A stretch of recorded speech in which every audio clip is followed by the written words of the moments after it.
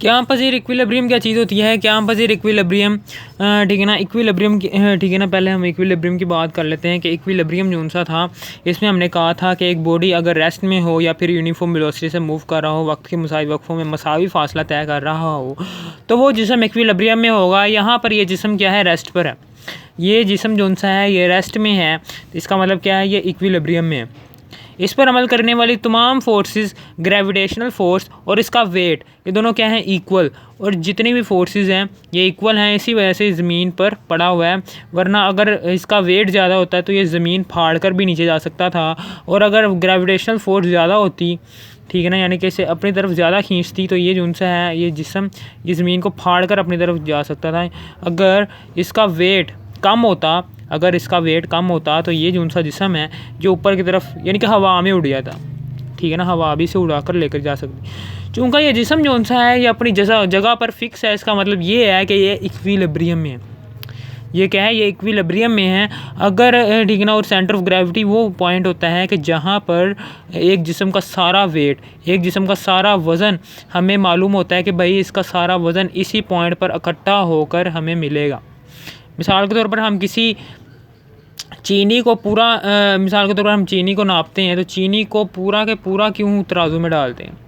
क्योंकि हमें पता है उसका सारे का वज़न लेंगे तभी तो आएगा। उसका सेंटर ऑफ ग्रेविटी जो सा उसके सेंटर में होगा। सेंटर में होने की वजह से हमने चीनी को पूरा अंदर डाला है, ना कि उसकी साइड में से हमने उसका यानी कि चीनी के शापर से के साइड से हमने एक वज़न लिया, दूसरी साइड से हमने दूसरा वज़न लिया।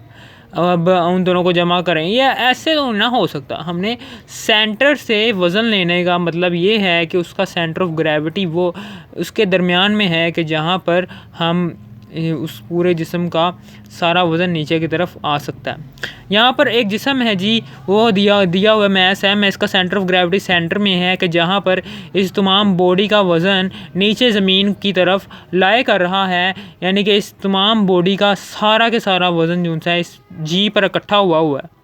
ठीक है ना। अब इस यहाँ से हमने इस बॉडी को ऊपर की तरफ उठाया, तो ये जी जो सा है ये फ़र्स्ट पोजीशन से ऊपर उठ गया है, अपनी फर्स्ट पोजीशन से ऊपर की तरफ उठ गया है। जब ये ऊपर की तरफ उठा है तो इसका फिक्स्ड पॉइंट था जो सा बेस के साथ मिला हुआ था। जितना इस बॉडी ने जगह घेरी हुई है, इसे हम कहेंगे बेस, यानी कि ये इसकी बेस है, ये इसकी बुनियादें हैं जहाँ पर ये बॉडी पड़ी हुई है। जब ये सेंटर ऑफ ग्रेविटी बेस से ऊपर जाएगा और जब हम इसको वापस छोड़ेंगे, वापस अपनी जगह पर वापस आ जाएगा, तो इसको कहेंगे हम क्या? पज़ीर इक्विलिब्रियम। यानी कि थोड़ा सा हिलाया हमने, थोड़ा सा ऊपर की तरफ उठाया बॉडी को और छोड़ा। तो मिसाल के तौर पर ये किताब है, जब हम इसको ऊपर की तरफ उठाते हैं, ऊपर की तरफ उठा लिया इस किताब को, वापस नीचे की तरफ फेंका, ये अपनी पोजीशन में आ गई। यानी कि इसका सेंटर ऑफ ग्रेविटी पहले ये था, ये सेंटर पॉइंट है इसका सेंटर ऑफ ग्रेविटी। में पता है कि स्केयर जो सा होगा, इसके डायगनल्स को आपस में मिलाएंगे तो हमें इसका सेंटर ऑफ ग्रेविटी पॉइंट मिल जाएगा। ये है इसका सेंटर ऑफ ग्रेविटी। जब हम इसको थोड़ा सा ऊपर उठाएंगे, हमने ऐसे नहीं उठाया, ऐसे भी उठाने हैं, ऐसे भी उठा सकते हैं, क्योंकि ऐसे भी इसका सेंटर ऑफ ग्रेविटी ऊपर की तरफ जा रहा है, ठीक है। अब जब हम इसको ऐसे भी उठाएंगे तो ये वापस अपनी पोजीशन में आ जाएगा। जब हम इसको ऐसे उठाएंगे, ऐसे गिराएंगे तो ये वापस अपनी पोजीशन पर आ जाएगा, ठीक हो गया। यानी कि जब हम इसको ऊपर की तरफ उठाते हैं तो इसका सेंटर ऑफ ग्रेविटी थोड़ा सा ऊपर उठता है और फिर वापस नीचे की तरफ आ जाता है, ठीक हो गया। यानी कि वापस सेम पोजीशन। हम थोड़ी सी छोटी सी डेफिनेशन हम इसकी बयान कर लेते हैं। यानी कि एक ऐसा जिस्म कि जिसका सेंटर ऑफ ग्रेविटी ज़मीन से थोड़ा सा ऊपर उठाएंगे तो छोड़ने पर उसका सेंटर ऑफ ग्रेविटी वापस अपनी जगह पर वापस आ जाए, इसे कहेंगे क्या? पज़ीर इक्विलिब्रियम। इसमें क्या होता है कि मिसाल के तौर पर गाड़ी की एग्जांपल ले लेते हैं। गाड़ी है, गाड़ी कितनी जगह घेरती है, कितनी उसकी बुनियाद है, ठीक है ना। इससे हम गाड़ी कितनी जगह घेरते, कितनी उसकी बेस है, बेस उसकी कितनी ज़्यादा होगी। यानी कि बुनियादें हमने गाड़ी जो सी है उसके 4 पहिए क्यों बनाए हैं, उसके 2 पहिए क्यों नहीं लगाए, एक आगे और एक पीछे, बीच में एक छोटा सा यानी कि बेस पॉइंट लगा देते। इससे क्या होता? इससे हमें क्या फ़र्क पड़ना था, इससे हमें फ़र्क ये पड़ना था अगर उसका बेस पॉइंट दो पहिए संभालते, अगर गाड़ी का बेस पॉइंट दो पहिए संभालते तो उसका सेंटर ऑफ ग्रेविटी जो सा है वो आसानी से ये सेंटर ऑफ ग्रेविटी है और ये बेस पॉइंट है, ये बेस पोजीशन और सेंटर ऑफ ग्रेविटी है। अगर उस गाड़ी का दो पहिए संभालते उस गाड़ी के बेस पॉइंट को, ठीक है, तो छोटा सा बेस होता और दो पहिए आपको पता भी है, ठीक है ना, कैसे संभाल सकते हैं, ठीक है। दो पहिए अगर उसका सारा बेस संभालते तो आसानी से उसका जो सा ये ग्रेविटेशनल ये सेंटर ऑफ ग्रेविटी है वो उसकी बेस से बाहर चली जाती, ठीक है ना। ये सेंटर ऑफ ग्रेविटी जब हम इसको ऐसे करेंगे तो ये सेंटर ऑफ ग्रेविटी ये वाला पॉइंट है, ये सेंटर में है, जब हम इसको ऐसे नीचे की तरफ गिराएंगे तो ये सेंटर ऑफ ग्रेविटी जो सा है अगर ये बेस से बाहर चला जाए, ये देखें यहाँ पर ये लाई कर रहा है, ठीक है। अगर यही पॉइंट अगर हम इस बॉडी को जब हम ऐसे मूव करवाते हैं, ऐसे इधर की तरफ अगर बॉडी आता है तो इसका जो सा ये सेंटर ऑफ ग्रेविटी है थोड़ा सा इधर आ जाता है। जब ये सेंटर ऑफ ग्रेविटी इधर आ जाएगा, ठीक है ना, पोजीशन वही है, सेंटर ऑफ ग्रेविटी जो सी है ये बिल्कुल वही लाइन है, बस हमने इसको थोड़ा सा ऐसे किया है तो ये जो सा पहले इधर था, ठीक है ना, थोड़ा सा इधर करने से तो ये जो सेंटर ऑफ ग्रेविटी है ये सेंटर ऑफ ग्रेविटी इसकी बुनियादों से बाहर आ गया है तो ये बॉडी क्या हो जाएगा, नीचे की तरफ गिर जाएगा, यानी कि ये जो सा है सेंटर ऑफ ग्रेविटी, ठीक है ना, ये नीचे की तरफ गिर जाएगा। मिसाल के तौर पर ये एक बॉडी है जी, हमने इस बॉडी है, ठीक है ना, ये कोई बॉडी है, ठीक है ना, हमें पता है कि इसका सेंटर ऑफ ग्रेविटी जो सा है ये स्केयर का, ये जो सा स्केयर है, ठीक है ना, इसका डायगोनल्स को जब हम मिलाएंगे सेंटर ऑफ ग्रेविटी दरमियान में है। जब ये सेंटर ऑफ ग्रेविटी का पॉइंट जो सा है इसकी बेस में के अंदर रहता है, इसकी बेस, तो ये खड़ा हो जाएगा। जब ये सेंटर ऑफ ग्रेविटी का पॉइंट जो सा है ये इसकी बेस से बाहर चला जाता है, सेंटर ऑफ ग्रेविटी जो सा है ये सेंटर ऑफ ग्रेविटी ऊपर है इसका, हमें पता है कि सेंटर ऑफ ग्रेविटी मुस्ततील का मुरब्बे का कैसे निकालेंगे, हम इसको आपस में मिला देंगे ऐसे करके, ऐसे, और जहाँ पर ये पॉइंट आपस में मिल रहा होगा ये इसका सेंटर ऑफ ग्रेविटी है, ठीक है ना, ये सेंटर ऑफ ग्रेविटी पॉइंट है, ठीक है ना। ये जी जो सा है ये सेंटर ऑफ ग्रेविटी पॉइंट जो सा है जब ये बेस से बाहर की तरफ जाएगा, ये जो सी बेस है इससे बाहर की तरफ जाएगा तो ये बॉडी नीचे की तरफ गिर जाएगा। ओके हो गया, ठीक है। हमने बस यही बताना था कि गाड़ी के जो उनसे बेस है इसलिए बड़े रखे जाते हैं, गाड़ी का बेस पॉइंट, गाड़ी का बेस इसलिए बड़ा रखा जाता है ताकि उसका जो सा सेंटर ऑफ ग्रेविटी जो सा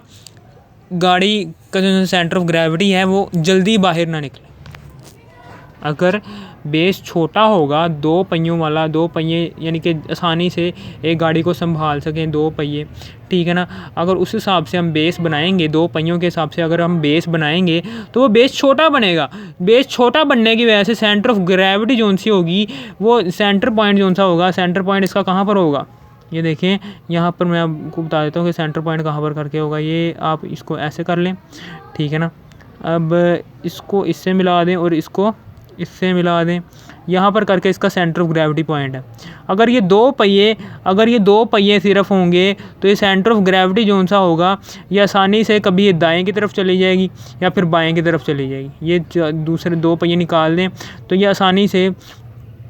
कभी इसका सेंटर ऑफ ग्रेविटी ये है जहाँ पर ये ज़मीन इसको अपनी तरफ खींच रही है। जब ये जो सा है पतली सी बेस होगी, छोटी सी बेस होगी, तो इसका आसानी से ये जो सेंटर ऑफ ग्रेविटी है ये आसानी से जी जो सा है ये आसानी से इसके बेस पॉइंट से छोटा सा होगा तो ये आसानी से बाहर चला जाएगा इसके, ठीक है ना। यानी कि अगर गाड़ी इस तरफ को दाएं तरफ चला जाएगा सेंटर ऑफ ग्रेविटी तो दाएं तरफ चली जाएगी, गाड़ी मुड़ जाएगी, या फिर बाएं तरफ चला गया तो बाएं तरफ मुड़ जाएगी, ठीक हो गया। बेस पॉइंट को हमने ज़्यादा बनाया, चार पहिए उस बेस पॉइंट को संभाल सकें, ठीक हो गया। हमने ये बात बतानी है बस सेंटर ऑफ ग्रेविटी और बेस की, हमने सिर्फ और सिर्फ ये बात बतानी है। गैर कैंपसियर इक्विलिब्रियम में क्या होता है कि सेंटर ऑफ ग्रेविटी जो सी होती है, सेंटर ऑफ ग्रेविटी, ठीक है ना, सेंटर, मिसाल के तौर पर एक पेंसिल है, इसका सेंटर पॉइंट क्या, यानी कि इसमें क्या होता है, इसमें जब ना एक ये पेंसिल है, ठीक है ना, इसके सेंटर से एक लाइन ऊपर की तरफ गई है और इसके बिल्कुल सेंटर से हमें पता है कि सेंटर पे होता है, वैसे अगर आपको समझ नहीं आ रही कि सेंटर ऑफ ग्रेविटी पेंसिल का कहाँ पर होगा, ठीक है, तो आप निकाल भी सकते हैं मुस्ततील का, जैसे हमने निकाला था कि यहाँ तक मुस्ततील बन रहा है ना एक, तो हम इसको यहाँ पर मिला देंगे और इसको यहाँ पर मिला देंगे, इसको यहाँ पर मिला देंगे और इसको यहाँ पर मिला देंगे, ठीक है। यहाँ पर करके इसका सेंटर ऑफ ग्रेविटी, ये तो मैंने वैसे लिखा था ये, ठीक है ना, यानी कि सेंटर ऑफ ग्रेविटी जो सा होगा, बल्कि रहने दें, आप कंफ्यूज हो जाएंगे। सेंटर ऑफ ग्रेविटी जो सा पेंसिल का सेंटर में होता है, ठीक है ना। पेंसिल जो सी होती है इसका सेंटर ऑफ ग्रेविटी जो सा है वो इसके सेंटर में होगा ऐसे। जब ये जो सा जी है, जब ये बेस पॉइंट है इसका, ये क्या है, ये छोटा सा, ये जो सा छोटा सा, ये क्या है इसका बेस, और ये क्या है इसका ग्रेविटी, यानी कि सेंटर ऑफ ग्रेविटी। जब ये जो सी सेंटर ऑफ ग्रेविटी की ये वाली लाइन, जब ये वाली लाइन जो सी है, ये वाली लाइन ये बेस से बाहर चली गई, यानी कि ये जो सी बेस है, यानी कि ये जो सी अंदर थी ना पहले centre of gravity, centre of gravity की लाइन अंदर थी, जब ये बेस से बाहर चलेगी, जब ये बेस से बाहर चलेगी सेंटर ऑफ ग्रेविटी की लाइन, जब ये बेस जो सी है ये छोटी सी होगी, जब ये उधर जाएगा बॉडी, तो ये लाइन तो बिल्कुल सीधी है, यानी कि इस लाइन पर ही बॉडी अगर खड़ा रहेगा 90 डिग्री पर, यानी कि बॉडी खड़ा नहीं रहा, बॉडी गिर गया नीचे। क्यों गिर गया? क्योंकि ये जो सी सेंटर ऑफ ग्रेविटी है और बेस पॉइंट की जो सी ये लाइन है, ये क्या हो रही है, ये जिस्म से बाहर की तरफ निकल रही है, यानी कि जिस्म इस तरफ को मूव कर रहा है और ये जो सी ग्रेविटी सेंटर ऑफ ग्रेविटी की लाइन है ये इसके बेस पॉइंट से बाहर चलेगी, यानी कि इसके जिस्म बॉडी से बाहर चलेगी है। जब सेंटर ऑफ ग्रेविटी और बेस को मिलाने वाली लाइन बॉडी से बाहर चली जाए तो वो बॉडी जो सा है वो नीचे की तरफ मूव करेगा, इसे हम कहेंगे क्या, गैर कैंपसिट इक्विलिब्रियम, यानी कि इसमें जो सा बॉडी है वो दोबारा अपनी असल पोजीशन पे नहीं आ सकेगा, वो नीचे गिरेगा और अपनी फर्स्ट पोजीशन से सेकंड पोजीशन में आ जाएगा, यानी कि पहले खड़ा हुआ था और वो गिर गया नीचे, क्योंकि इसकी जो सी बेस और सेंटर ऑफ ग्रेविटी इन दोनों को मिलाने वाली लाइन जो सी है वो इसकी बॉडी से मैस एम से बाहर चली गई। मैस एम से बाहर जाने की वजह से ये बॉडी जो सा है नीचे की तरफ मूव कर जाएगा, गिर जाएगा। अब न्यूट्रल इक्विलिब्रियम में क्या होता है, इसमें सेंटर ऑफ ग्रेविटी, इसमें जो सा ये सेंटर ऑफ ग्रेविटी नीचे गया है, सेंटर ऑफ ग्रेविटी जब ये पेंसिल नीचे चली गई है तो इसका सेंटर ऑफ ग्रेविटी भी इसके साथ नीचे चला गया है, यानी कि जो सा ये जब ये नीचे गिरेगी ऐसे करके, जब ये पेंसिल ऐसे करके नीचे की तरफ गिरेगी, ठीक है, तो इसका सेंटर ऑफ ग्रेविटी तो ये है, ये क्या है इसका जी पॉइंट, ठीक है, ये ज़मीन अपनी तरफ खींच रही है, पहले इसका ऊपर था अब इसका नीचे आ गया, यानी कि ग्रेविटी जो सी है सेंटर ऑफ ग्रेविटी जो सी है, सेंटर ऑफ ग्रेविटी का जो सा जी पॉइंट है ये पहले बुलंदी पर था और फिर पस्ती में चला गया, ठीक है ना। अब न्यूट्रल इक्विलिब्रियम में जो सा है इसमें क्या होता है, इसमें सेंटर ऑफ ग्रेविटी सेम ही रहता है, इसमें तो ऊपर से नीचे चला गया ना। इसमें क्या होता है, एक बॉल जब इसमें बॉल को जब हम मूव करवाते हैं एक पॉइंट से ए से बी की तरफ जाती है तो क्या होता है, इसकी पोजीशन चेंज होती है और इसके सेंटर ऑफ ग्रेविटी का जो सा पॉइंट होता है, ये सेंटर ऑफ ग्रेविटी का ये पॉइंट, सेंटर ऑफ ग्रेविटी का ये दोनों पॉइंट जो से होते हैं G1 और G2 को नाम दे देते हैं, यानी कि ये दोनों पॉइंट जो से होते हैं ये सेम रहते हैं। यानी कि एक बॉल को हमने मूव करवाया ए पोजीशन से, वो बी पोजीशन पर गई तो बॉल का सेंटर ऑफ ग्रेविटी तो सेम रहा, सेंटर ऑफ ग्रेविटी सेम है, सेंटर ऑफ ग्रेविटी सेम है। न्यूट्रल पोजीशन, यानी कि न्यूट्रल पोजीशन का मतलब क्या है, न्यूट्रल यानी कि बॉडी न्यूट्रल है, centre of mass, centre of gravity same है लेकिन इसकी पोजीशन बदल गई है, इसे कहते हैं न्यूट्रल इक्विलिब्रियम, ठीक हो गया। Stability centre of mass, stability centre of mass, अब हम इससे सेंटर ऑफ मैस का पहले हम जान लेते हैं कि सेंटर ऑफ मैस और सेंटर ऑफ ग्रेविटी के बारे में। सेंटर ऑफ मैस जो सा होता है ये किसी जिस्म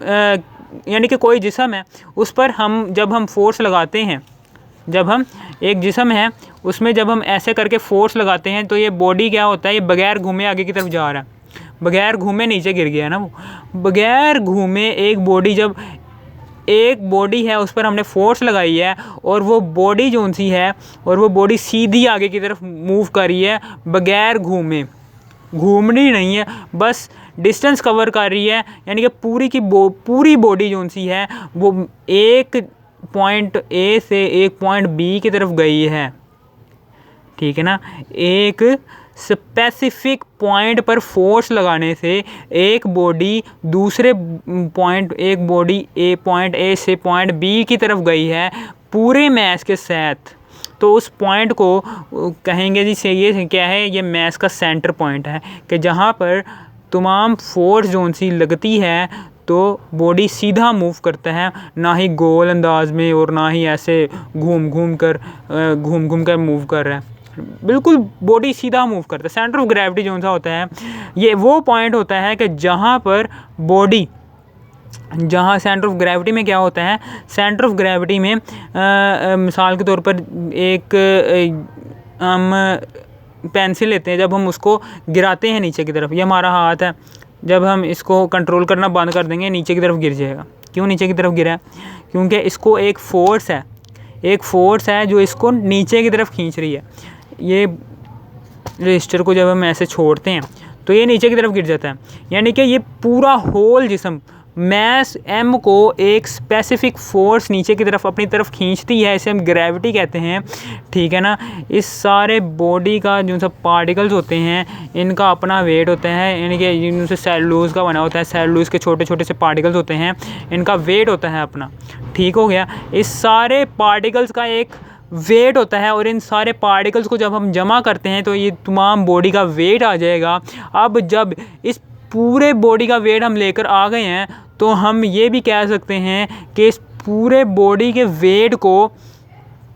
हम पार्टिकल्स में डिवाइड नहीं करते हैं, हम इस पूरी बॉडी की ही बात करते हैं, पार्टिकल्स को छोड़ देते हैं, क्योंकि हमें पता है कि पार्टिकल्स को जब हम जमा करेंगे तो इस पूरी बॉडी का जो सी बॉडी हमारे पास रजिस्टर बन रहा है, ठीक है ना, इसका वेट ही तो आएगा। अब एवरी पार्टिकल को तो ये देखिए मैं आपको बता देता हूँ कि हर पार्टिकल को तो ये वेट की फोर्स, हम क्या करेंगे,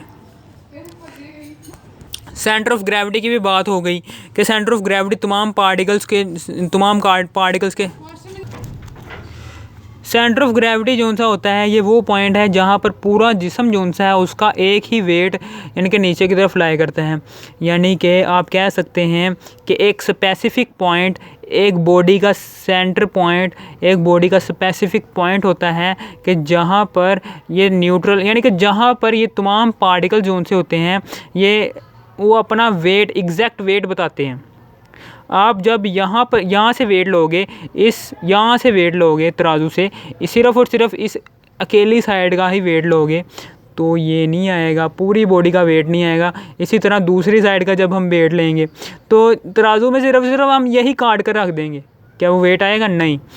हमें पता है कि तराजू में हम पहले इस साइड का वेट लेंगे और इस साइड का वेट लेंगे तो ये पूरी बॉडी का वेट थोड़ी आएगा। हम क्या करते हैं, तराजू में पूरी बॉडी डालते हैं, क्योंकि हमें पता है कि इसके सेंटर में सेंटर ऑफ ग्रेविटी, एक पॉइंट होता है कि जहाँ पर इसका तमाम वेट ज़मीन की तरफ अमूदन नीचे की तरफ एक्ट करता है, इसे हम कहते हैं centre of gravity. Centre of gravity में एक पॉइंट आ रहा है, एक लफ्ज़ आ रहा है ग्रेविटी। ग्रेविटी यानी कि हमारा जो सा फील्ड है, ये फील्ड क्या है, यूनिफॉर्म फील्ड में, ठीक है ना, सेंटर ऑफ मैस और सेंटर ऑफ ग्रेविटी दोनों पॉइंट्स एक ही होते हैं, ठीक है ना, दोनों पॉइंट्स एक ही होते हैं यूनिफॉर्म फील्ड में। ठीक हो गया, समझ आ गई? ओके हो गया। अब हम क्या करेंगे, ठीक है ना, हमें पता है कि सेंटर ऑफ मैस में एक लफ्ज़ आ रहा है मैस, वो स्केलर मिकदार है, इसलिए सेंटर ऑफ मैस जो सा होता है ये सिर्फ मैस की बात कर रहा है। सेंटर ऑफ ग्रेविटी में हम वज़न की बात करते हैं जो कि एक वेक्टर क्वांटिटी है, ग्रेविटेशनल फोर्स की बात करते हैं जो कि वेक्टर क्वांटिटी है। ये दोनों एक ही चीज़ पर इन्हिसार करती हैं, वो है बेस पॉइंट पर। जैसे ही सेंटर ऑफ ग्रेविटी की लाइन बेस से बाहर चली जाएगी, सेंटर ऑफ ग्रेविटी और बेस को मिलाने वाली लाइन बॉडी से बाहर की तरफ मूव कर जाएगी, तो बॉडी नीचे की तरफ गिर जाएगा, या दाएँ की तरफ मुड़ जाएगा, बाएँ की तरफ मुड़ जाएगा, यानी कि उसका बैलेंस डिस्टर्ब हो जाएगा और वो बॉडी नीचे गिर जाएगा। ठीक हो गया, उसका सेंटर ऑफ ग्रेविटी पहले ऊपर था वो नीचे आ जाएगा।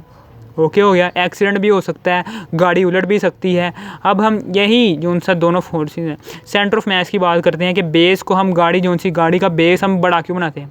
क्यों बड़ा बनाते हैं। अभी हमने बात की है कि सेंटर ऑफ मास जो सा है, सेंटर ऑफ मास की बेस पर मैं बात कर रहा हूँ कि सेंटर ऑफ मास जो सा होता है,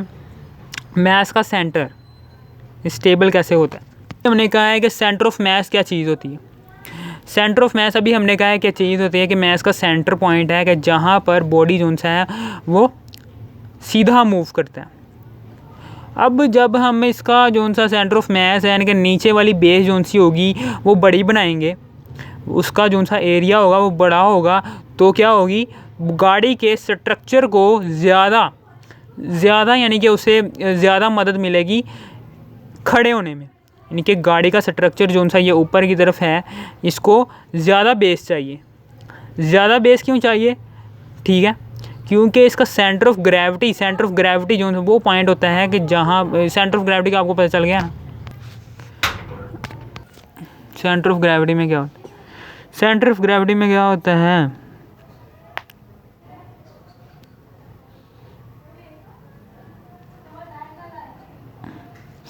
अब हम क्या करेंगे यहाँ पर कि इसका सेंटर ऑफ मास यानी कि मास का सेंटर जो सा है उसको स्टेबल रखने के लिए हम ज़्यादा एरिया करेंगे। जब ज़्यादा एरिया होगा तो इसका मास क्या होगा, यानी कि मिसाल के तौर पर आप ये कह सकते हैं कि सेंटर ऑफ मास जो सा होगा, मास का सेंटर, ठीक है ना, पॉइंट जो सा है हम, ठीक है ना, इसको बड़ा बनाते हैं। मिसाल के तौर पर जब हम गाड़ी का बेस ऐसा होता है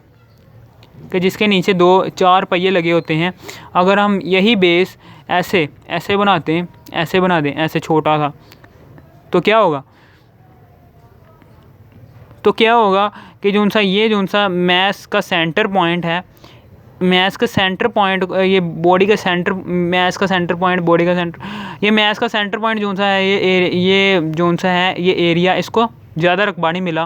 तो क्या होगा, ये जो सा जी है यहाँ पर ज़्यादा रकबा नहीं मिला, तो ये जो सा जी पॉइंट है सेंटर ऑफ ग्रेविटी का, जी पॉइंट, ये क्या करेगा, ये आसान, जब गाड़ी मुड़ेगी, जब ये गाड़ी जो सी है ऐसे मुड़ेगी तो क्या होगा, तो हमें पता है कि जब ये मुड़ती है गाड़ी तो इस पर 2 फोर्सेस एक्ट करती हैं। एक होती है सेंट्रीपिटल फोर्स और एक होती है सेंट्रीफ्यूगल फोर्स। जब ये ऐसे मुड़ेगी ना तो ये गाड़ी जो सी होगी सेंट्रीफ्यूगल फोर्स की वजह से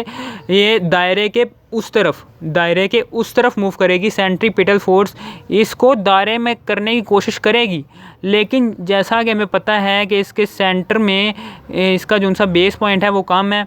ठीक है ना। बेस पॉइंट कम होने की वजह से सेंटर ऑफ ग्रेविटी की जो सी लाइन है वो बेस पॉइंट से बाहर निकल जाएगी, आसानी से बाहर निकल जाएगी। जैसे ही वो बाहर की तरफ निकलेगी, सेंटर ऑफ ग्रेविटी डिस्टर्ब होने की वजह से सेंट्रीफ्यूगल फोर्स पैदा होगी जो कि इस गाड़ी को पलटा देगी,